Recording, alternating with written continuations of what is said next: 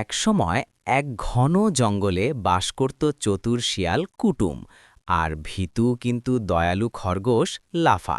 দুজনেই একসময় ছিল একা, কিন্তু এক ঘটনা তাদের ঘনিষ্ঠ বন্ধু বানিয়ে দেয়। বনের সকাল, রোদ পাতার ফাঁক দিয়ে ঠুকে বনের ভেতর ছোট ছোট ঝিলিক তুলছে। পাখিরা চিৎকার করছে। আহ, দিনটা তো বেশ সুন্দর লাগছে। নাস্তা খাই কোথায়? কুটুম খুঁজতে লাগল খাবার। হঠাৎ ঝোপের ভেতর শব্দ। কে ওখানে? একখানা থরথর করা খরগোশ বেড়ে এলো। মাফ করবেন, আমি পথ হারিয়ে ফেলছি। তুমি কে? আমি লাফা, আমি নতুন এসেছি এই বনে। শিয়ালের চোখ চকচক করে উঠল। শিয়ালের মাথায় খাবারের চিন্তা। খুবই মোটা তাজা তো দেখতে, নাস্তা হয়ে যাবে।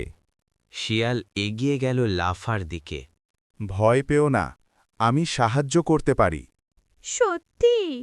ভয় পেও না, আমি সাহায্য করতে পারি।